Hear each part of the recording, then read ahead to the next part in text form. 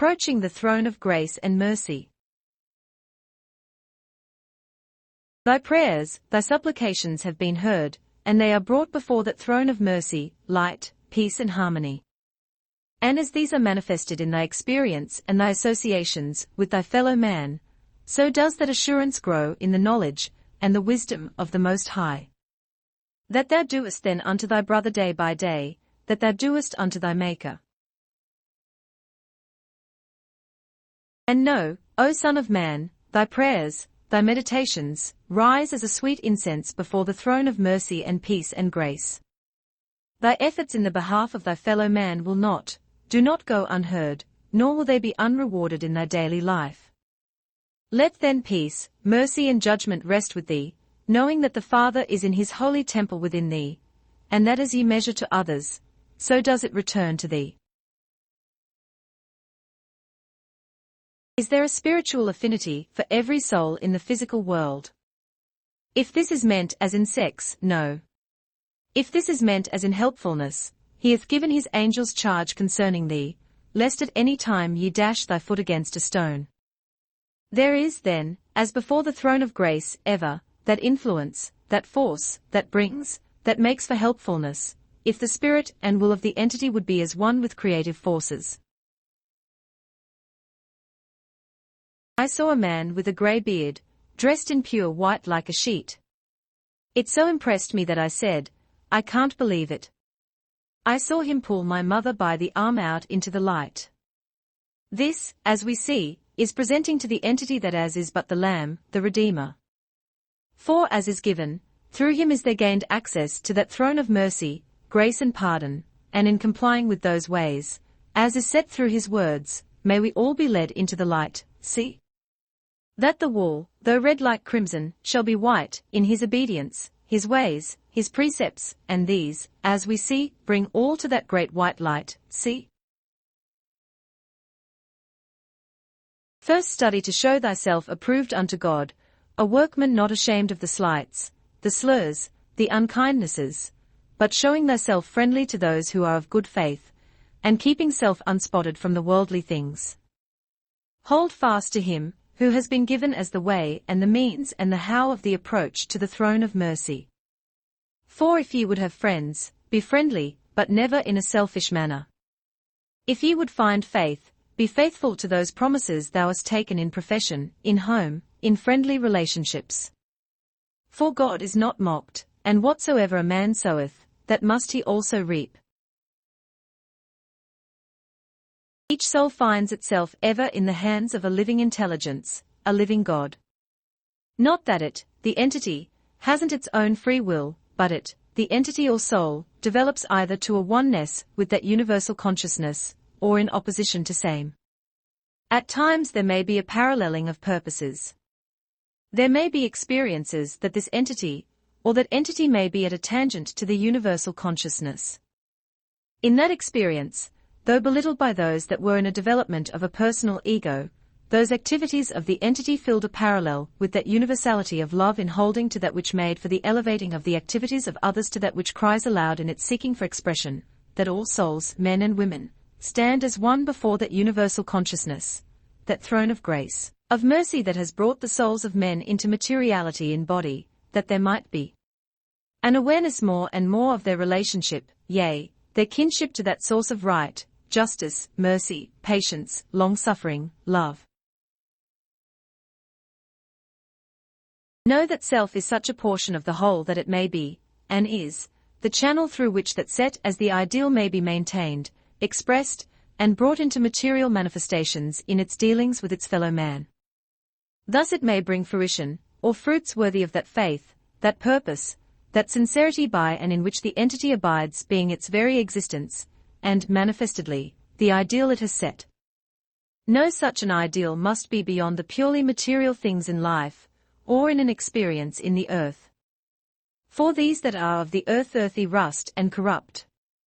But those that are founded in the spirit of life and truth take hold upon the very throne of mercy and peace and harmony, and justice, and long-suffering and brotherly love, for they are of God, and thus are everlasting. When the days of the crucifixion were past, And the entity stood then with the holy women, and those that aided in sustaining those of the household that were beginning to feel that possibly the mother, Mary, had misjudged. Yet the entity knew from her own experience, had not forgotten that choir before the celestial throne that sang, "Glory, glory in the highest, peace, peace on earth, to all men of goodwill."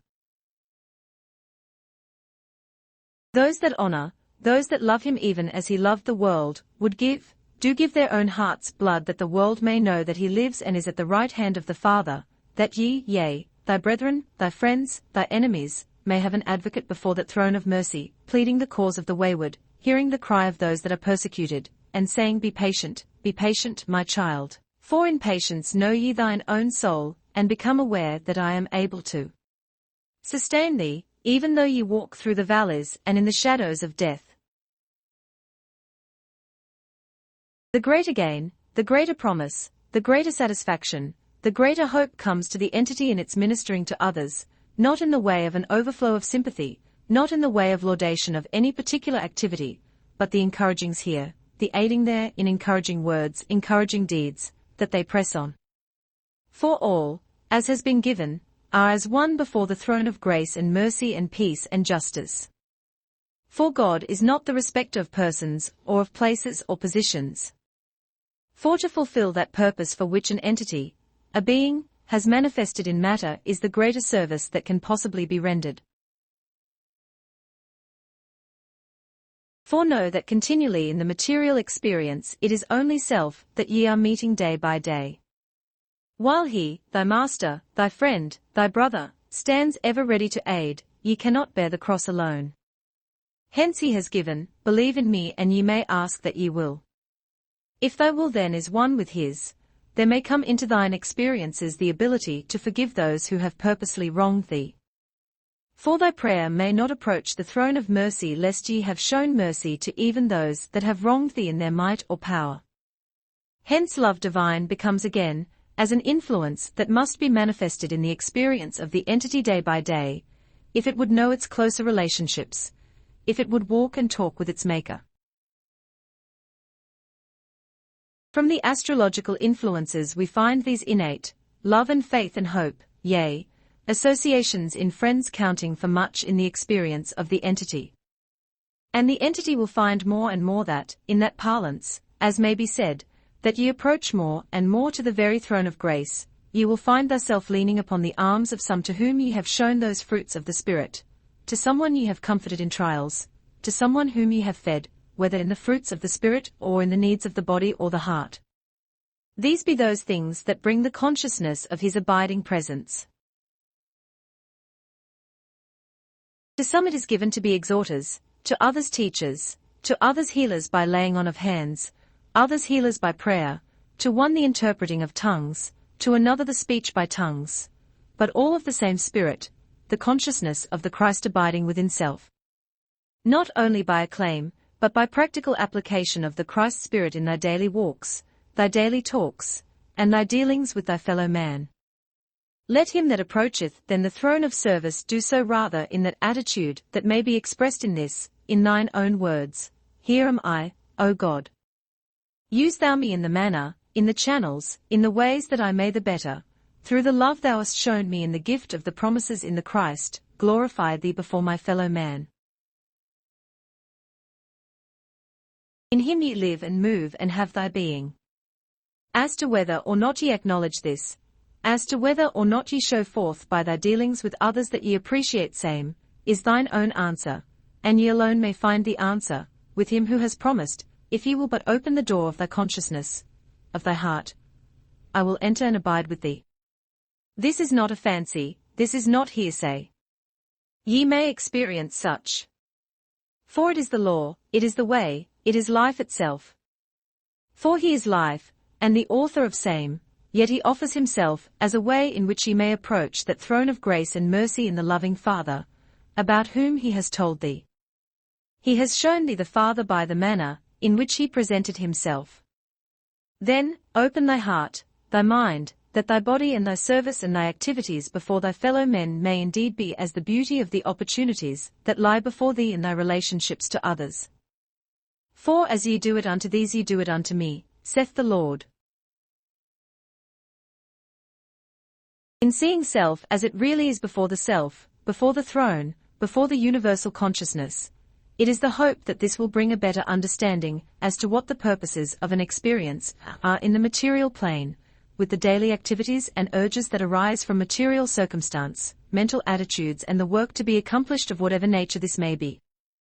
Hence we find from the records, the astrological aspects, or sojourns of the entity or soul between its earthly manifestations indicate that which has been a part of the entity's experience. For as the tree falls, so may it lie. Yet remember, God hath not willed that any soul should perish, but hath with each temptation presented a way, a manner of correction, of atonement, of betterment. His blessings, his promises will abide with thee as ye abide in his love day by day. It is not, then, any great influence or force that may be set as to cause the welkin to ring. It is not with the sound of trumpet, nor with the shouting, but rather the still small voice within that brings the assurance to thee that thou art his and he is thine. For as he gave, my spirit beareth witness with thy spirit. And behold, he hath given his angels charge over thee, and they stand ever, as he, before the throne of grace and mercy, lest thou find thyself alone and doubt also. But only as ye keep thy face towards his, are his promises sure in thee. Then, ye ask, what is the manner of procedure for the entity, for the assurance that thou art his and that ye have been indeed called? As indicated, first, keep thy temple, thy body, in accord with the natural laws, that ye may keep that health, physically, that ye would give to others. And that ye give is not of thyself but of him. For he is life. Life itself, then, in all its forms, its phases, is a manifestation of him, the Maker, the Creator of all that is. For as given of old, he is the Word, and he dwelt among men. And he became manifest to men. So may he, in thy work, in thy prayer, in thy meditation, in thy treatment of thy fellow men day by day, become manifest in their lives. For he increaseth in power, in might, as ye pour him out in thy love for thy fellow man. By practicing, daily, the fruits of the Spirit. So, then, the seed of same, leaving the results, leaving the increase to him alone who may increase same.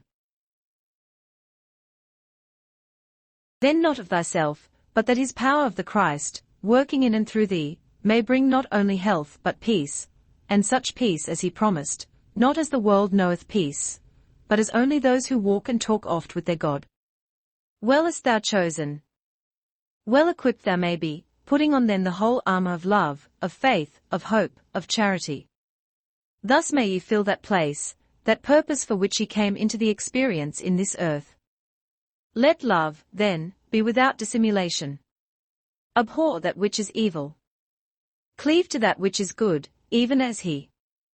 For he looked not upon men because of their estate, but rather, who is my brother? Who is my mother, my father? They that do the will of the Father, the same is my mother, my brother, my sister. So as ye manifest in thy dealings with thy fellow man the fruits of the Spirit, thus do ye become physically, mentally, spiritually equipped for the kingdom of righteousness, which must be within.